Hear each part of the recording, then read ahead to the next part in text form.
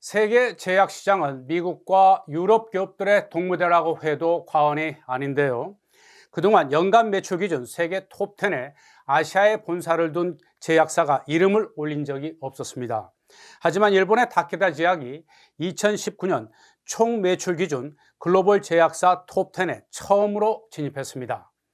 작년에도 매출 3조 2,900억 엔, 우리 돈으로 약 34조 800억 원을 기록해 톱10을 유지하면서 세계 글로벌 바이오 제약 선두 기업으로서 입지를 다졌습니다. 타케다 제약은 지난 2011년 4월에 한국 타케다를 설립해 한국 시장 개척에도 적극 나서고 있는데요. 한국 타케다 제약이 7월 8일 타케다 제약 본사 창립 240주년과 한국 타케다 10주년을 맞아서 타케다 제약 환자를 위한 혁신 성장의 변곡점을 찍다라는 주제로 온라인 기자 간담회를 개최했습니다. 타케다 제약의 4대 핵심 치료 영역은 항암과 위장관 질환, 신경계 질환, 희귀 질환 등으로 최근에는 혈장 유래 제제와 백신 연구 개발에도 공을 들이고 있습니다. 이번 기자 간담회에서도 이 같은 4대 핵심 치료 영역에 걸맞춰 한국 타케다 제약 4대 사업부 책임자들이 잇따라 나서 각 사업부의 주요 포트폴리오와 핵심 전략을 밝혔습니다. 첫 번째 발표에 나선 김정원 총괄은 국내 암 환우를 위한 온콜로지 사업부의 3P 전략이란 제목으로 3P, 즉 페이션트, 피플, 프로덕트 전략을 소개했습니다. 무엇보다 환자를 가장 우선시함으로써 다양한 성과를 창출하고 있다며 고형암 치료제인 알룸브릭과 혈액암 치료제인 닌나로와 에드세트리스주를 주목할 제품으로 내세웠습니다. 이어서 김태훈 총괄은 염증성 장질환과 소화기 사업부의 포커스를 주제로 주요 포트폴리오인 킨텔레스와 메자반테에 대해서 소개했습니다.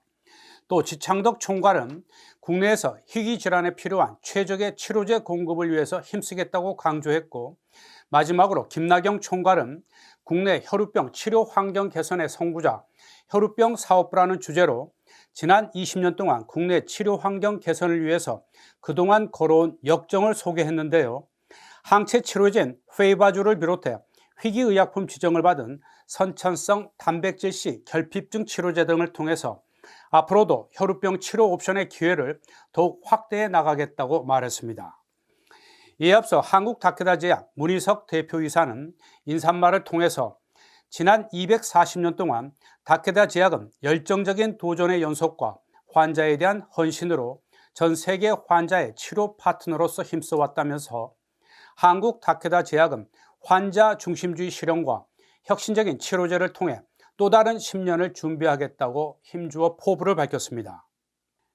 타케다 제약은 가장 먼저 환자, 그리고 직원과 환경에 대한 헌신을 바탕으로 환자의 삶을 변화시키는 치료제를 끊임없이 개발하는 것이 미래 비전이고 핵심 가치로 성실을 내세우고 있습니다.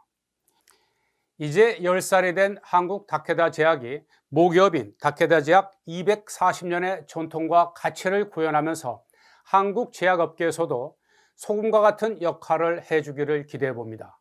여러분 고맙습니다.